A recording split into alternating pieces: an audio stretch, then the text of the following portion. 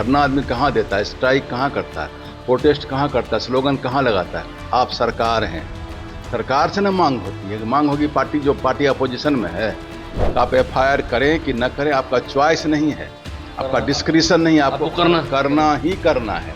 उसके बाद भी अगर नहीं हुआ दोनों कॉपी कह दें और साथ में लिखें, कंप्लेंट केस में टाइम लगेगा, आप क्रिमिनल डायरेक्ट आदेश हमको दीजिए कि एफआईआर रजिस्टर्ड करें। बीजेपी गई थी एक अपना एजेंडा लेकर के, क्योंकि प्रधानमंत्री के खिलाफ कहा गया था कि धर्मेंद्र प्रधान का इस्तीफा हम लोग नहीं लेने देंगे। अंत में धर्मेंद्र प्रधान ने इस्तीफा भी दिया।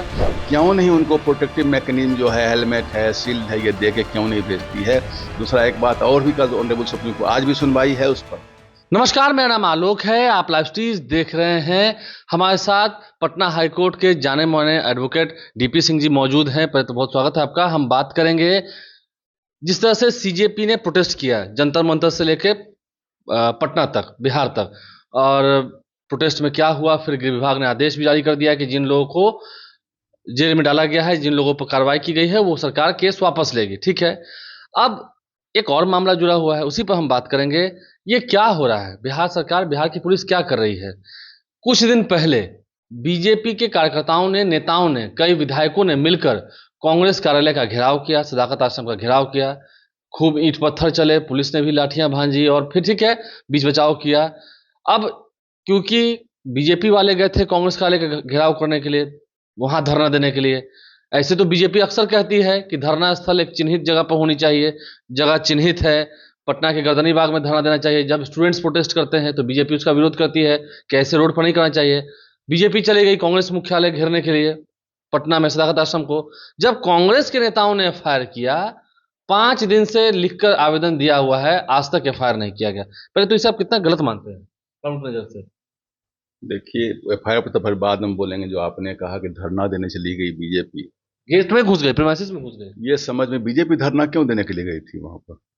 कांग्रेस से धरना आदमी कहाँ देता है, स्ट्राइक कहाँ करता है, प्रोटेस्ट कहाँ करता है, स्लोगन कहाँ लगाता है? आप सरकार हैं, सरकार से ना मांग होती है। मांग होगी पार्टी, जो पार्टी अपोजिशन में है, मांग किससे होगी? मांग तो सरकार से होती है।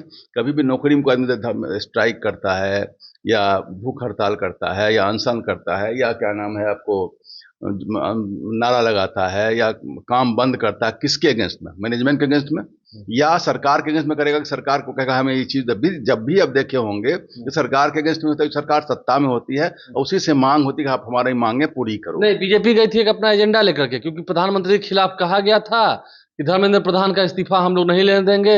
अंत में धर्मेंद्र प्रधान ने इस्तीफा भी दिया। छात्रों के आंदोलन के आगे झुकी भी सरकार। लेकिन अब ठीक है, पहले तो हम यही समझना चाहेंगे, कानूनी पक्ष जो है, एक तो बीजेपी चली गई कांग्रेस मुख्यालय घेरने के लिए, जो में धरना स्थल चिन्हित है।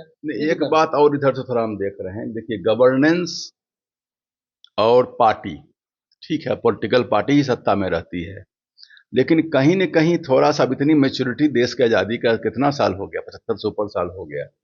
तो ऐसे स्थिति में अब governance and party political party सत्ता में रहती है, लेकिन सरकार का चेहरा एक दूसरा होना चाहिए। सरकार को लगे कि सरकार काम कर रही है, सिस्टम, सरकार सबकी है ना। पॉलिटिकल पार्टी सत्ता के लिए लड़ती है, मेजोरिटी के लिए लड़ती है, वो अलग बात समझ हमको आ रही है। लेकिन जब गवर्नेंस में आप आ गए, सत्ता में आप आ गए, तो आपका चेहरा होना चाहिए, भाई यहाँ सरकार हम है, एक निष्पक्ष भूमिका होना चाहिए। अब एफआईआर के बारे में आप क्या बोल रहे थे? एफआईआर किया गया है पटना के पाटलिपुत्र थाने में, और 5 दिन से एफआईआर कौन सा, दीघा के राजीव गांधी, सॉरी राजीव नगर में, राजीव नगर वाले में, जो उनका संबंधित है आसपास में, तो उस थाने में उन्होंने लिखकर आवेदन दिया है। 5 दिन हो गए, अभी तक एफआईआर नहीं किया गया, तो गलत है।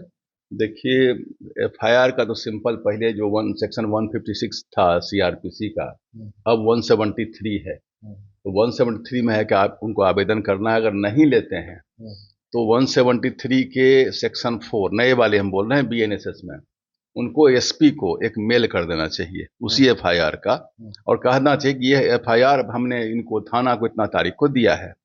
अगर एसपी साहब 48 आवर्स के अंदर में एफआईआर रजिस्टर्ड नहीं करते हैं, जो कि अगर कॉग्निजेबल ऑफेंस हुआ है, अगर नहीं एफआईआर करते हैं, तो ऐसे हालत में आप जुडिशियल मजिस्ट्रेट के यहाँ कंप्लेंट केस फाइल कर सकते हैं। इसमें 175 बीएनएसएस में, जो 223 में भी करने का लगा है, लेकिन वो थोड़ा लॉन्ग प्रोसेस अभी भी हो जा रहा है। लेकिन ये सीवियर मैटर है।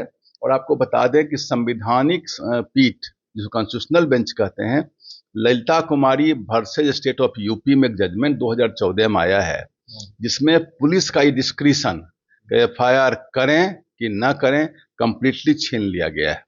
इस बात को हम दोबारा बोल देते हैं। ललिता कुमारी जजमेंट जो कॉन्स्टिट्यूशनल बेंच जजमेंट है 2014 का, ऑनरेबल सुप्रीम कोर्ट ने स्पष्ट रूप से पुलिस की यह शक्ति छीन ली है कि आप FIR करें कि ना करें, आपका चॉइस नहीं है, आपका डिस्क्रिशन नहीं है, आपको करना ही करना है। कहां पर उनको थोड़ा सा डिस्क्रिशन दिया गया है? ऐसे केसेस जहां 7 साल की सजा है, और 7 साल कौन सा सजा, जिसमें कॉमर्शियल डिस्प्यूट है, जिसमें आपको मैरिटल डिस्कॉर्ड है, मेडिकल नेग्लिजेंस है, करप्शन केसेज है, ऐसे कुछ एक ऐसे लिस्ट बना हुआ है। ऐसे केसेज में एक प्रिलिमिनरी इंक्वायरी करनी है, प्राथमिकी इंक्वायरी करके जांच करके उनको, वो भी 7 दिन के अंदर, उसमें लिखना है कि आप FIR क्यों नहीं कर रहे हैं, और कर रहे हैं तो क्यों कर रहे हैं, दोनों बातें लिखनी है। लेकिन ऐसे केसेज जो वेंडलाइजेशन का केस है कि किसी पार्टी विशेष के ऑफिस में घुस जाना, मारपीट करना, इंजरी भी किसी को हुआ है, इंजरी तो हुआ है सर, इंजरी रिपोर्ट भी होगा, तो ऐसे केसेस को रोकना और रोक रही है, तो ये बहुत ही बड़ा वायलेशन है। और जो पार्टी के लोग हैं, पार्टी सब भाई, कांग्रेस पार्टी कल की पार्टी तो वही थी, जो भी पार्टी हो, पोजीशन अपोजिशन तो चलो ये तो बराबर बदलते रहता है, धूप छांव की तरह, कोई बहुत बड़ी चीज नहीं है। मैं आपको बता दूं कि आर्टिकल 226 में क्रिमिनल रेट का प्रोविजन पटना हाई कोर्ट में है, तुरंत वो जाएं। SP को लेकिन पत्र दे चुके हैं, नहीं तो कहीं देखना पड़ेगा, उसमें चैनल्स है, हर चैनल देख लेना चाहिए उनको। SP को ईमेल हो सकता किए होंगे वो लोग, उसके बाद भी अगर नहीं हुआ तो दोनों कॉपी कह दें और साथ में लिखें, कंप्लेंट केस में टाइम लगेगा, आप क्रिमिनल रेट में डायरेक्ट आदेश हमको दीजिए कि FIR रजिस्टर्ड करें, और रजिस्टर करा के इन्वेस्टिगेट करें। सबसे बड़ी बात यह है कि क्रिमिनल रेट जाके फाइल करें, इमरजेंट में जाकर के, अर्जेंसी में, और पटना हाईकोर्ट आदेश देगी, तुरंत को FIR होगा। FIR करना, FIR नहीं करना, पुलिस का डिस्क्रिशन नहीं है।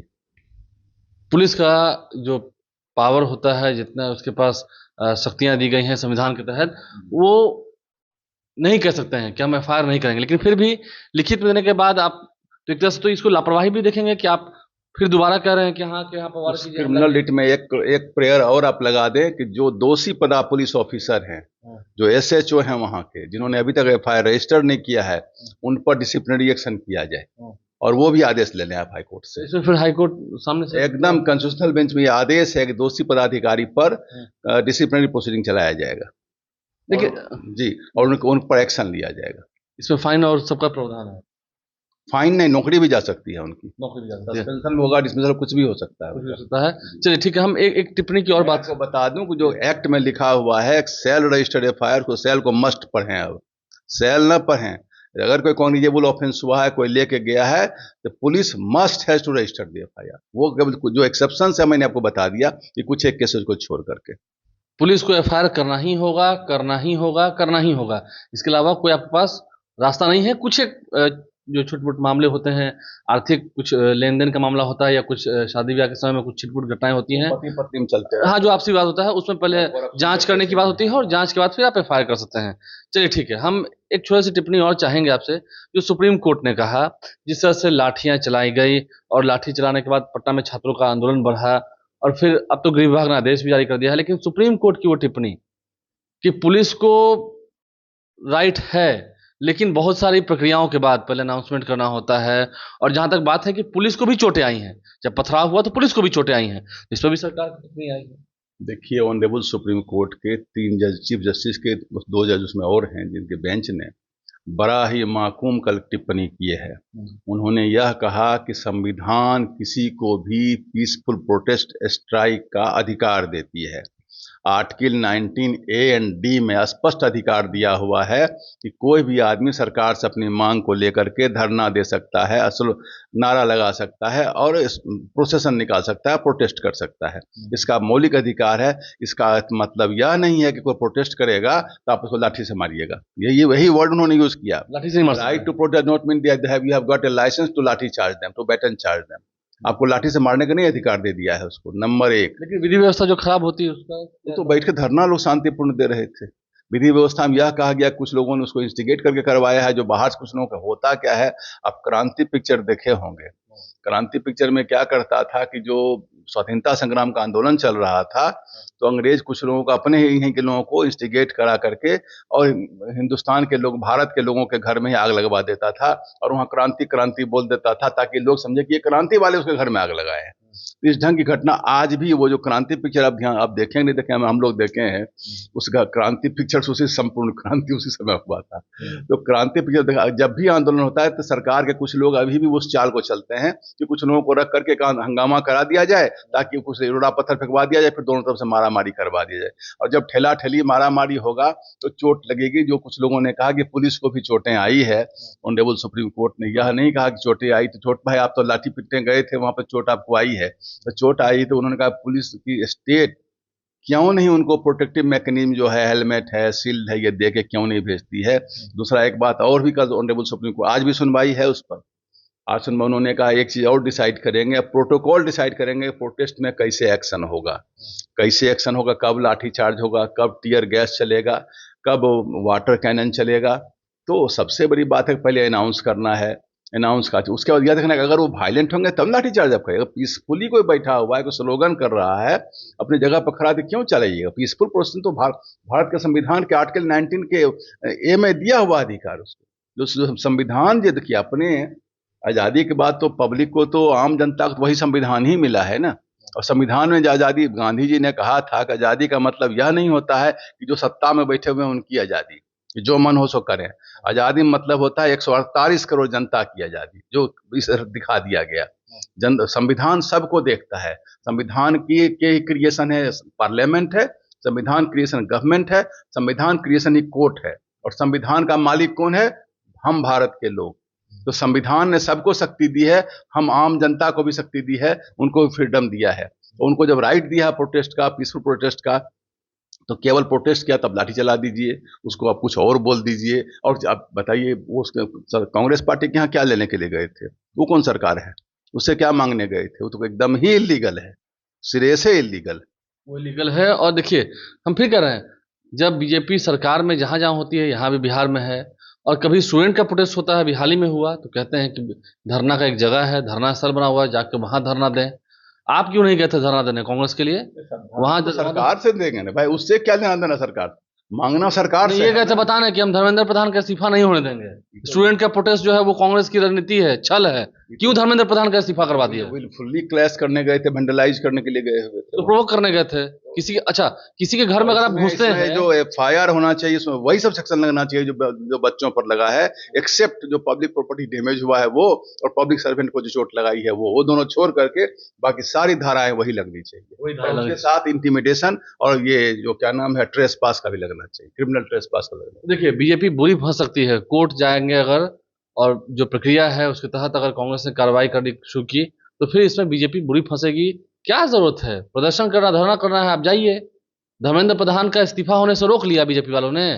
रोक लिया नहीं ना, छात्र शक्ति के आगे झुकना पड़ा। हमारे चैनल को सब्सक्राइब कर लें, साथ साथ फेसबुक पेज भी लाइक करें। संवैधानिक संस्था जो भी है वो जन विश्वास से चलती है, जनता का फेथ है आप पर, तभी आप चलिए। एक बार जनता का विश्वास टूट गया तो आपके पास कोई शक्ति नहीं है सरवाइव करने। और फिर को लोग समझ लें, जो पॉलिटिकल साइंस पर हैं, जो पॉलिटी पर हैं, जो फिलोसफर्स का पढ़े हुए हैं, जो दर्शन शास्त्र पर, वो जानते हैं कि जनता आपके साथ है तो सत्ता आपके साथ है, जनता हटी तो सत्ता भी गई। और बस जनता का मूड बिगड़ा, उसके बाद फिर आपको देखना भी पसंद नहीं करेंगे, सुनना भी पसंद नहीं करेंगे। हमारे चैनल को सब्सक्राइब कर लें, साथ साथ अगर इस वीडियो को फेसबुक पर देख रहे हैं तो पेज को लाइक करना ना भूलें। धन्यवाद।